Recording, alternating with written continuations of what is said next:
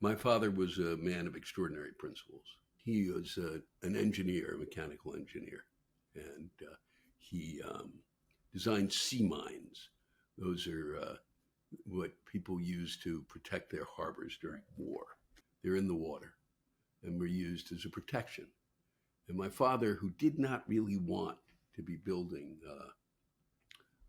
designing these types of weapons, really wanted to move on from that, but couldn't because we had kind of moved toward more of a manufacturing these kind of things. And so there was a time frame in which this all made sense to him, and probably through the beginning of just at the beginning of the Korean War, and he was really still at that point trying to get out. And then afterwards, he stuck with it because he had a family, and then we got into the war in Vietnam, and my mother started yelling and screaming about it from the very beginning, and it drove her nuts. And she was involved in the Women's Strike for Peace, and she was dead set against this war. And I don't think it had anything to do. It didn't matter what they said, the government said.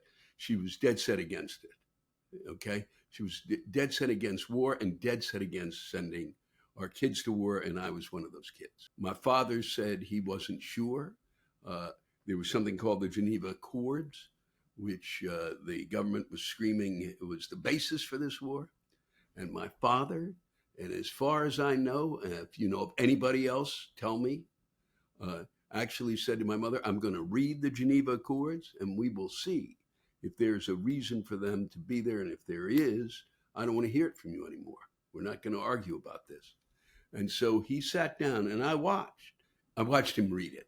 He finished it and announced that having read the entire Geneva Accords, that he could find no legitimate reason that the government said that they found there. He said, it's not there. There's no reason we should be in Vietnam. None. And that was that. Things. But that was really what tripped the trigger for him. And he was done with it. And that was the end of his support of the war. We mined Haiphong Harbor a bit later. And at that point, my father was profoundly moved because they were taking something that he had worked on and done, the sea mine, and that had been used as a defensive weapon, which he could live with, and turned it into an offensive weapon. And he did not want to be a part of it. And the only way he could express that would be for him to retire. And he did. And it cost him somewhat of his pension. And at a time when my brother was going to school, I was ending up school. My brother was really kind of in his second year, I believe. Be that as it may, he walked away from an income and went on Social Security, and it was lower than what he would have gotten. And my mother was working as a substitute teacher, and they agreed upon it. Unbelievable. And my father said no. He then went and did what he wanted to do with his life, which was, I believe, what he wanted to do. He became an artist, which I think in his heart and soul he always was.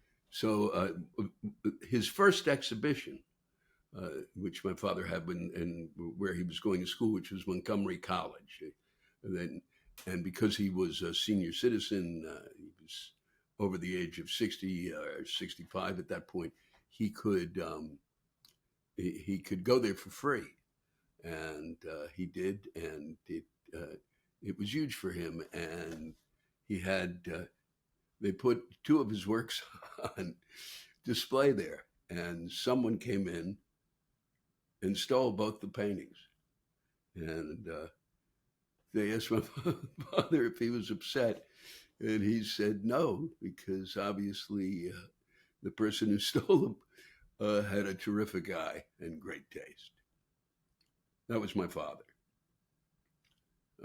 And I miss him. And there's 1,000 questions I wished I'd asked. I got a few out, but in retrospect, that's the tough part, were the questions I missed saying to him, asking him, wondering what he thought about. He was a quiet man, so at times I didn't really want to enter that space because he seemed very content. Literally, it was like living with a Buddha at times, because there was always a sense of calm and contentment about him. Something obviously has escaped me, and but I just wanted to share that with you. I mean, that's an extraordinarily principled man who walks away when he's, at a time in which he's saying, some things are, money is not as important as principles. And at this point in time, with what we are watching, that's a lesson that we all could learn. It certainly was an amazing for me to have someone who felt that way, and it, in part, it kind of fueled the fact that I could walk away from stuff and say, no, I'm not doing this, and I'm not putting up with this bullshit. But it was not on the level at which he did it. But he did teach me that there were things that you do fight for, and I believe in those things, which is why I sit here and scream like a lunatic.